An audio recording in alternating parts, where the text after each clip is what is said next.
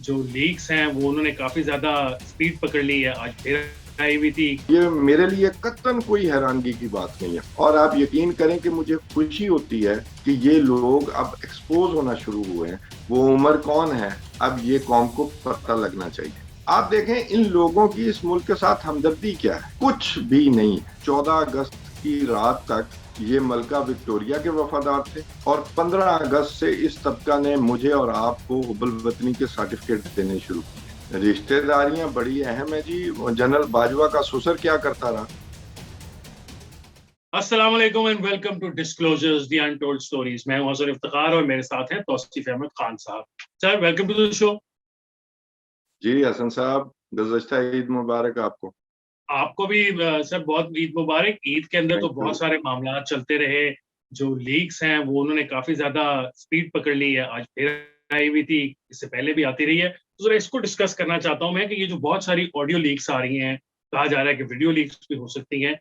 इससे जो हमें नजर आ रहा है वो इस तरह का फील हो रहा है कि जैसे ये कोई जो इक़्तिदार वाले लोग हैं ये सब आपस में कनेक्टेड हैं, एक दूसरे के साथ गुफ्तगू करते रहते हैं, आपस में रिश्तेदारियां हैं। इसके बारे में जरा बताइएगा सर कि ये जरा हो क्या रहा है। सबसे पहले तो हम जो भी लेटेस्ट आई है उससे शुरू कर लेते हैं। चीफ जस्टिस हैं सुप्रीम कोर्ट के बंदयाल साहब, उनकी जो सास साहिबा हैं वो राफिया जो हैं खातून, उनके साथ गुफ्तगू कर रही हैं। और वो ऐसे फील हो रहा है जैसे वो बड़ी परेशान है मुल्क की हालात के ऊपर। इसकी जरा बैकग्राउंड हमारे नाज़रीन को बताइएगा सर। देखें, इसमें कोई हैरानगी की बात नहीं है, बस ये नया फिनोमिना आया है कि अब लीक्स जो हैं वो सामने आ रही हैं। ये इनका साल हर साल से ये अशराफिया है। जो बंदयाल साहब की सास हैं वो भी एक अशराफिया से तलक रखती हैं। सरगोदा की नून फैमिली, आपको पता है कि पार्टीशन से पहले भी बड़ा नाम था।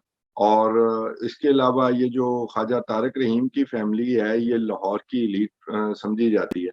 तो इनका नेक्सस बड़ा नेचुरल है। ये इनका नेक्सस आज का नहीं है। ये अच्छे स्कूलों में इकट्ठे पढ़े हुए हैं, इनकी रिश्तेदारियां हैं, आपस में इनके ताल्लुकात हैं। और इसी नेक्सस की बुनियाद पर ये मुल्क चलता रहा है। ये सिविलियन साइड का जो नेक्सस है वो ये है। ये अशराफिया की वो सिविलियन साइड है जो बाकी अनासर से मिलकर इस मुल्क की तकदीर से खेलती रही है। तो ये मेरे लिए कतई कोई हैरानगी की बात नहीं है, बिल्कुल हैरानगी की बात नहीं है। और आप यकीन करें कि मुझे खुशी होती है कि ये लोग अब एक्सपोज होना शुरू हुए हैं। कोई मुझे ये भी प्रॉब्लम नहीं है कि कौन सी साइड एक्सपोज हो रही है, नहीं। इनको जहां जहां बैठे हैं इनको एक्सपोज होना चाहिए। तो ये मेरे लिए कतई हैरानगी की बात नहीं है। इन लोगों के बड़े पुराने ताल्लुकात हैं।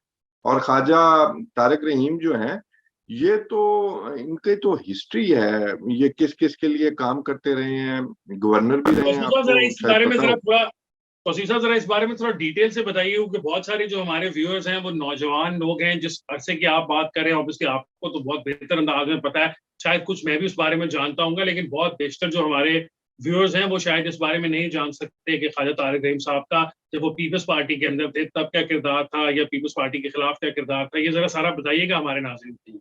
ये पीपल्स पार्टी के अंदर भी मोल थे।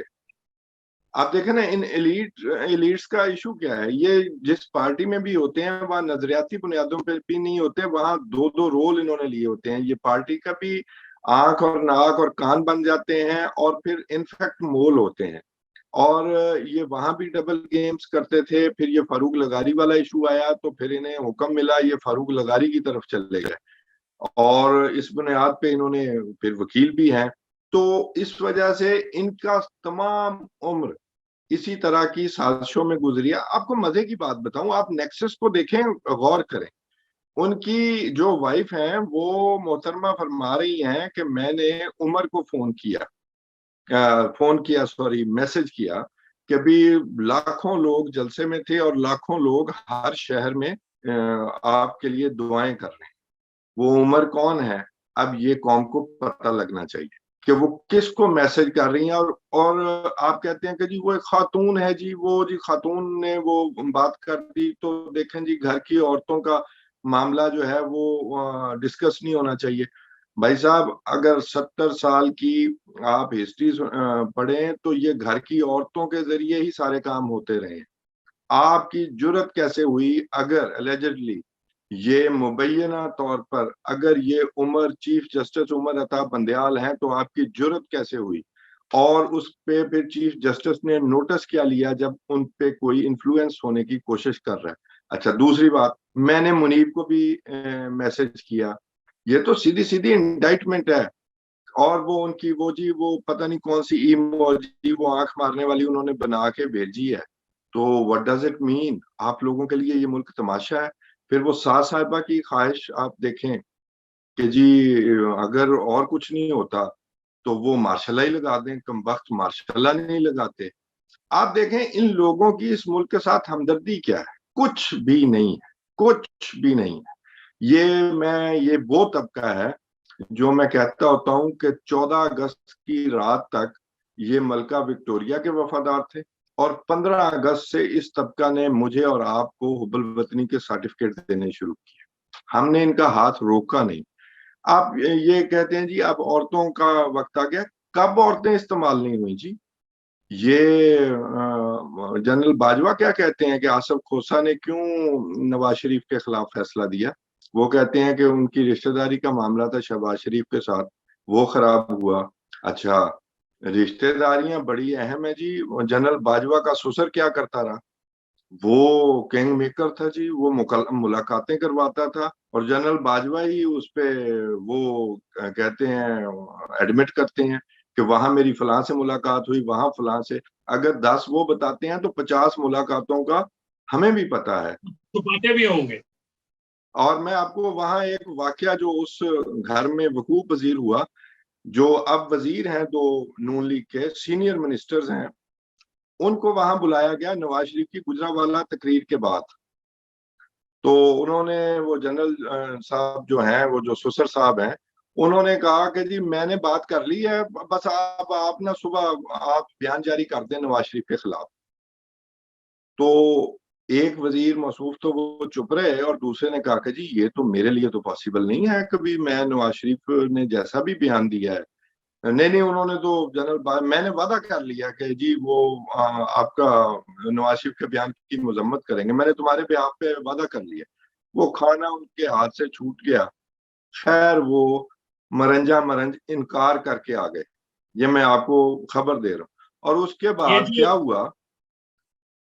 और उसके बाद ये हुआ कि उन्हें कहा कि भी फिर इसके अगर आप नहीं करेंगे तो फिर इसके कॉन्सिक्वेंसेस होंगे। और उस कॉन्सिक्वेंसेस में जो वजीर मसूफ खामोश रहे, उनको तो कुछ नहीं कहा गया, लेकिन जिस वजीर ने जुर्रत इनकार की उसको जेल जाना पड़ा, उसको उस यानी मजम्मती कि ये अब ये करारदाद। जैसे आप बता रहे हैं, तो ये तो ऐसा फील होता है कि जैसे ये फैमिलीज जो हैं वो अपनी मंशा के मुताबिक फैसले करवा लेती हैं। अगर उनको कोई शख्स पसंद नहीं होता तो वो चाहते हैं कि जो उनका पावरफुल है, चाहे वो बाजवा साहब हैं या एलिजिडली चीफ जस्टिस साहब हैं सुप्रीम कोर्ट आप के, देखें ना, वो उनकी हाफिज फैमिली की हमदुल्ला तरफ से ने बड़ी प्रेशर अच्छी होता बात की है कि अब पता चला कि मदर इन लॉ का असल मीनिंग क्या होता है। है। आप ये कहते हैं, अब आप इल्जाम लगता है कि जी जब नवाज शरीफ के खिलाफ फैसला जा रहा था आ रहा था, तो जजेस की फैमिलियां उस फैसले के इंतजार में थी, और वहाँ क्लैपिंग हुई, क्योंकि वो इंतजार इसलिए था कि वो सीरीना होटल से फैसला आ रहा था लिख के। यानी कि अभी तो बड़ी दास्तानें हैं जो कि एक्सपोज होनी है। आप कहते हैं औरतों की दो तरह का हमारे मुल्क में औरतों का मतलब कि इस्तेमाल होता रहा या राज होता रहा। ये याया खान के दौर में आप तहमीना दुरानी की माई फ्यूडल लॉर्ड पढ़ें या हमूदुर रहमान कमीशन पढ़ें, तो कौन कौन सी खवातीन वहां आती थीं और किस तरह अपॉइंटमेंट उनकी ली जाती थी। तो वो सारी ब्यूरोक्रेट्स और इस अशराफिया की खवातीन थी जो वहां जाके अपनी अपॉइंटमेंट्स अपने खामदों के लिए, अपने भाइयों के लिए, बेटों के लेकिन लिए वो अपनी। तौसीफ साहब, ये कोई ऐसी चीज तो नहीं है ना कि जिसको फॉलो किया जाए, जो याया खान के जमाने में एक बुरा प्रेसिडेंट सेट किया गया, उसको कोई फॉलो करने की रीजन तो नहीं है ना, मतलब अब ये ऐसे अब मौजूदा हालात के अंदर। नहीं, उसकी वजह है ना, फॉलो क्यों ना किया जाए। मैं आपको बताता हूँ हमने किसको सजा दी है। हमने याया खान को 21 तोपों की सलामी दे के दफनाया जी। तो फॉलो क्यों ना ये करें? इनके तो हाथ खुले हुए हैं, ये मोल्स हैं, ये एजेंसियों के पेरोल पे रहते हैं आजकल। मैं आपको बिल्कुल सही बात बता रहा हूँ। इनका किसी से इंटरेस्ट नहीं है कि ये इमरान खान हो या नहीं, ये ऐसी कोई बात नहीं। ये हमने ऐसी बात पा ली है कि इमरान खान का इशू है। इनका मसला है अपनी अपनी हेजमनी। मैंने आपको पिछले प्रोग्राम में भी अर्ज किया था कि सुप्रीम कोर्ट ने 12-14 साल से इक्तदार का स्टेक होल्डर बन गई है और वो उसके लिए वो ग्रैबिंग जारी है। अब जाहिर है नेचुरल मुखालिफ हर जगह मिल जाते हैं। ख्वाजा तारिक रहीम की फैमिली का अपना एक पूरा जासूसी का बैकग्राउंड है।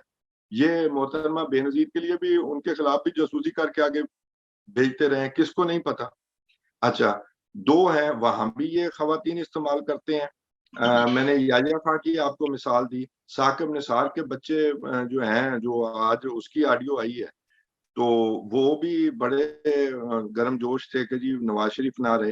कोई तो वजह है ना, नहीं, ये साकिब लोग। निसार साहब के बारे में तो आज ख्वाजा असद साहब ने भी ट्वीट के अंदर कहा है कि 14-15 साल पहले आपने दोनों शरीफ बरादरान के बारे में गिला किया था, आपने उसका बदला उनको नवाज शरीफ को सजा दे के पूरा कर लिया, लेकिन आपके दिल में आज भी जहर है। तो वो किसी पर्सनल किस्म का वेंडेटा ही नजर आ रहा है ना ये ख्वाजा असद की बात से, कि शायद साकिब निसार साहब का मियां नवाज शरीफ और उनकी फैमिली के साथ कुछ जाती नौयत का अनाद है, जिसको उन्होंने, ये फौज ने जब वो कहा कि नवाज शरीफ साहब की छुट्टी करानी है, तो उन्होंने उसके अंदर इस्तेमाल कर लिया, या वो टूल बन गए उसका सारा खुशी से। नहीं, टूल है ये स्टूजेस से।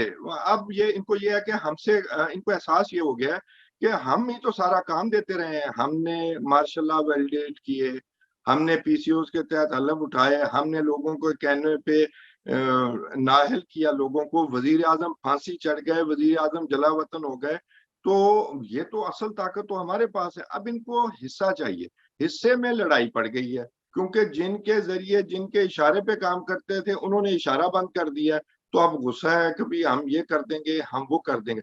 लेकिन ऊपर अल्लाह की जात बैठी है। ये इनफैक्ट लोग अभी, आप सियासतदान मुश्किल में है, पार्लियामेंट अपने आप को उस तरह जो है वो ताकतवर बना के नहीं पेश कर सकी, क्योंकि वजीर आजम शहबाज शरीफ हैं।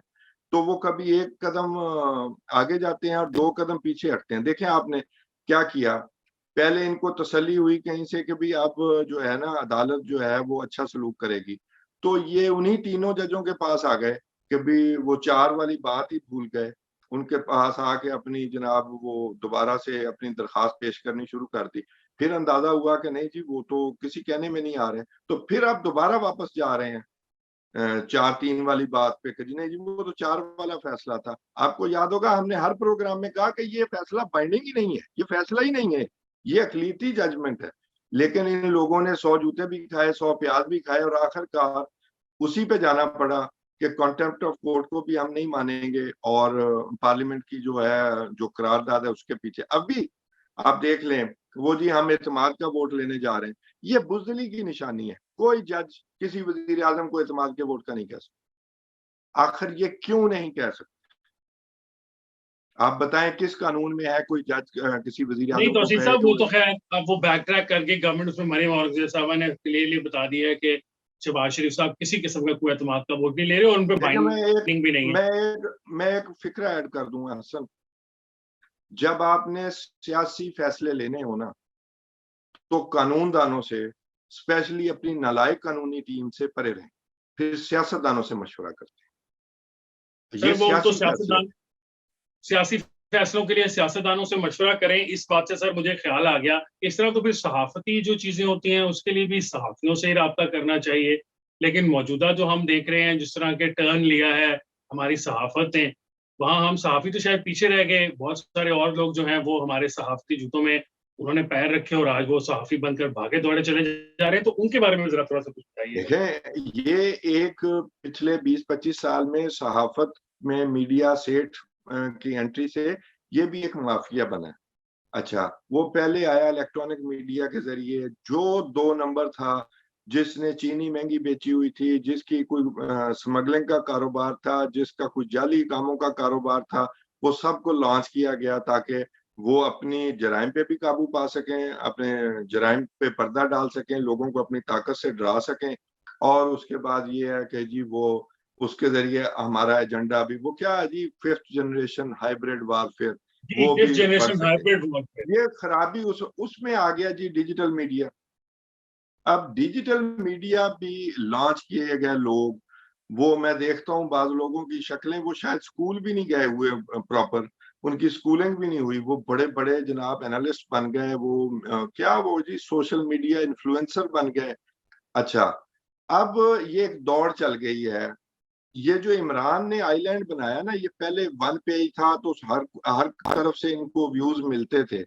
तो इमरान के साथ लगने की वजह इन लोगों की ये है कि इमरान का इटसेल्फ जो सोशल मीडिया पे जो उसने तवज्जो दी थी, उसके जरिए इन्हें वहां से आमदन आएगी। इसलिए हर जो सोशल मीडिया पे, डिजिटल मीडिया पे काम करने वाला ऐसा यूट्यूबर है, वो ये कहता है कि यार इमरान की टोल है, पैसे आने चाहिए। ये सब पैसे का खेल है। अभी मैं आपको बताता हूँ, यहाँ बड़े बड़े आप इन लोगों की बात कर रहे हैं, यहाँ कॉमेडियन एनालिस्ट बन गए हैं।